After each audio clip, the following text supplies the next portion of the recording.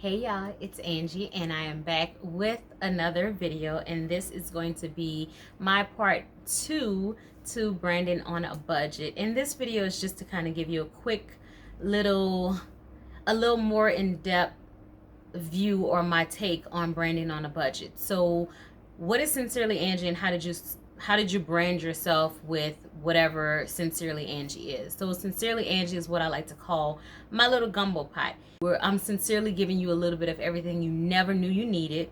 My signature or my brand is Sincerely Angie, and then there's a feather. Where does the feather come from?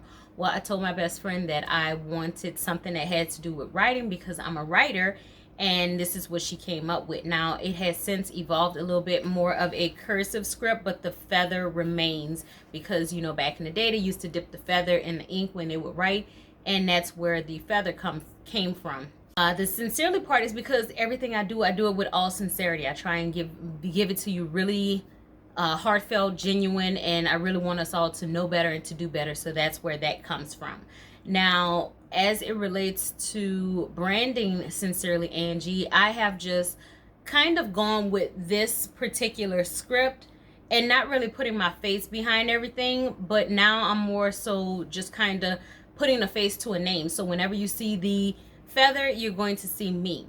Just like with Nike, whenever you see a swoosh or a check, you think of Nike. So branding yourself is basically doing something that is unique to you, something that they can kind of correlate this particular thing with you. Also with branding, you want to make sure that whatever you are putting out, that it is of substance and that it is something you can stand behind. I try my hardest to not just put out anything, but whatever I do put out, I stand behind it 100%. I am not halfway in and halfway out. Whatever is Sincerely Angie, you know that you are going to get it. When I say you're going to get it, you're going to get it with all sincerity. So that's just a quick little rundown on what Sincerely Angie is. Now, as far as what we're here today for is just to get a little bit deeper into what branding, what it means to me though. It may not mean this for you, but this is my take on branding. Number one, the very first thing I would say is to be authentic. When you are authentic in whatever it is that you do, people are drawn to that. They kind of relate to what you're saying because it is, number two, genuine, and you want to be genuine in whatever it is that you're doing. People tend to not, they can sniff out scams or fakes really quickly. Not 100% of the times, but for the most part they can. And that brings me to number three, have integrity. Whatever you do, have integrity. If your name is tied to it, make sure that everything is done with integrity. Well, what is integrity? Basically what you do when no one else is watching. And I know that that's a general saying for what integrity is, but if you have to sneak around and do it and, oh, I can't let anybody know, or it's backhanded or underhanded, there's no integrity in that. So you want to make sure whatever your brand is, whatever product or service that you're putting out, that is done with integrity. Be consistent. Now, I have, with the podcast and with my most recent YouTube uploads, I have been pretty consistent. With the podcast, I took a couple of months off just because of with everything that's going on with the world and COVID and just not feeling the inspiration to do it. I did take some time off, but for the most part, on Mondays, you know that you can expect some type of content from me, whether it's on the website, which is a blog post, a YouTube video, or a podcast episode. There's always going to be something available on a Monday on sincerelyangiem.com. You can always find something there, and that's what I try and be consistent with. I know sometimes it gets hard to be consistent, but when you are consistent, that makes you number 5, which is reliable. People know that they can come to you on a Monday and find something, just as you promised you will put out content on Mondays. It makes you reliable and dependent. Those are just a few things that you can get from someone who is reliable. Make sure that they know that they can come here at a certain time or place and they're going to get what you say you're going to get. If they ordered something from you, you're reliable. You give them their product that they ordered. Or if you say that you are going to correspond at a certain time through an email or whatever the case may be, you hold up your end of the bargain, and people are drawn to that. And I guess the very last thing that I would want to say about branding is to create your own intellectual property. So whether you are putting out a book, just make sure that what you are doing is from your own mind. Now, you can get your inspiration from someone else, but try not to steal someone else's property or logo. I would not expect people to associate Sincerely Angie with a Nike swoosh, because that's not my thing. I don't even want to be associated with a check or something that's near to it, because I don't want somebody to confuse Nike with Sincerely Angie. Now, there may be someone with a feather on their brand. I have not seen it, but I know that when you think of Sincerely Angie, you're going to think of the feather, and that's a way that I branded myself. And granted, the feather itself is not unique, but attached to a name in the way that it is, it's unique to me. And that is it. My best friend, she created it, came up with it, and then I took it from there. So you don't want to take something that is someone else's and then try and pass it on as your own, because what kind of branding is that? So those are just a few of the tips that I wanted to run down to you all: to be authentic, be genuine, have integrity, be consistent, be reliable and dependable, and then intellectual property. Those are things that can help your brand. And you want to make sure that whatever you're putting out, that you're standing behind that product and service, and that you're giving your best and giving 100% of yourself to this particular brand, because at the end of the day, your name is attached to it. And who wants to be attached to something that there's no integrity behind it, there's no reliability behind it? So those are just a few quick tips. Stay tuned to the rest of the video. I'm going to show you all how I got my nails to look like this really quickly, and I'm also going to show you all a really close-up video of some of the things that I have used to brand myself. Now, I talked about them in part 1, budget, branding on a budget, but I'm going to actually show you a close-up of some things that I also forgot to show you. Stay tuned for that. Here we have my business cards for the podcast. I told you all that I got this from Vistaprint, but I did not. I actually got these made on OfficeDepot.com, and they're really good quality, very thick cards, very durable. They are only one-sided, but these are the cards that I had made at Office Depot, and I said Vistaprint, but that was incorrect. Here is a notepad that I had made at Shutterfly, as you can see, and I just have Sincerely Angie at the bottom of each page. And this particular notepad, I'm not sure how many pages it came with, but it's very thick, very durable. It has the very hard cardboard there. I can easily jot down anything Sincerely Angie related in my own personal notepad that I had personalized. Here is the Sincerely Angie notebook that I had made at Vistaprint. You can see I have my scriptures down at the bottom that I personalized, and this is my own personal notebook just for me to jot down any type of thoughts or anything like that.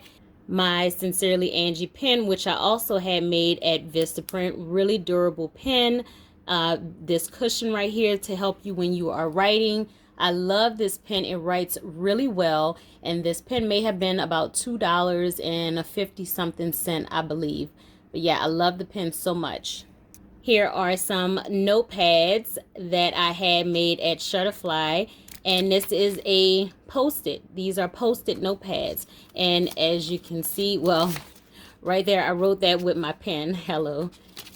It's a sticky note, so I can stick this anywhere, and you will see that Sincerely Angie, and the stickiness is very sticky, but you can see that Sincerely Angie was here if I leave my Post-it somewhere. So this is a really great thing to have, and I want to say these may have been $3 each. I'm not sure. Here we have another notebook. This particular notebook I did make at Shutterfly. I love how durable this cover is, but yeah, this particular notebook was done at Shutterfly. And if you can see, the pages have the little date box.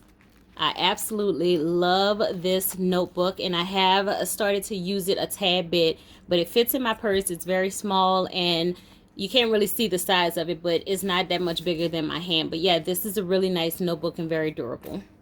Remember, I showed you all this particular plaque that I had made at Amazon, and it was like $4.99, but normally, but it was free, and it has the metal plate to it, but it's just a little stand, and then you stick this in here, and you put whatever whatever picture you use, and I just used Sincerely Angie logo that I made on PixArt, and then I put it on this particular picture that I had made, and this was done again at Amazon Photos.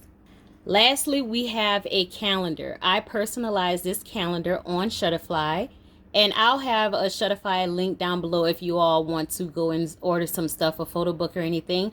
But yes, I personalized this particular calendar. I put 2020, with God all things are possible, and then I put this scripture down here and said, this is Angela's year. So here's the calendar. Very first month, you have January. I put my pictures on there, and then I selected that particular script or a quote and added the flowers. Very personalizable. You can personalize this in any way that you would like. I added pictures and picked that particular quote with this particular theme. Since March is my particular month, I decided to put that quote next to that particular picture. But yeah, just really quickly, this is Sincerely Angie calendar that I personalized with all of my pictures. And this calendar was free because of a coupon, an email that I received from Shutterfly telling me to go and pick out a calendar, and you just had to pay shipping. Most of the things that I get from Shutterfly, I use it and I just pay for shipping. I get the free item and then pay for shipping. So that's it. As promised, I am sharing with you all how I got my nails to look how they did in the video. I'm using Leslie's Last Minute Manis, her Color Street nail polish strips, and you can find her on Facebook under Leslie's Last Minute Manis, or I will have her info link below. I am going to buff my nails out a bit and then use the nail prep pad to clean them. And the strip comes with 8 different sizes and 2 sets of strips, so it's 16 total. I'm only going to use one set because I'm going to use 2 per nail. You will see that I'm going to place the excess off to the side, and I am pressing down on the edges of my nails just to make sure that the polish adheres to the edges. And you will see me use a tool later on in the video where I kind of push down on the nail beds just to make sure that the polish adheres to it. I apologize in advance. Half or even 90% of the video is out of frame, but I am new to this particular portion of recording, so bear with me. I will do better next time if there is a next time. So yes, I'm just filing off the excess part of the polish to cut the strips in half. That's what you would use to cut it. It's very easy to peel off, so if you make any type of mistakes, you can just kind of buff it out or use your nail to kind of peel off the excess polish. And also, if you use the polish fast enough, you can take it off and place it on a different nail or readjust it if you need to. It doesn't adhere very quickly. But you also want to make sure that whatever nail polish strip that you are not using, that you keep it with its protective covers because it will dry out. So I forgot about the accent strips that I received. So I am going to remove the polish off of one of my nails, the pinky, and then I'm going to add the excess onto the other hand on another nail, and you will see that at the end of the video. But it took me about 10 or 15 minutes to do a full set of polish on my nails, and I really enjoyed doing it. It was really fun. I will have her information linked below if you want to try it out. So yeah, look at these nails. Cute, right? Thank you all so much for watching. Have a great day. And this is what I'm left over with.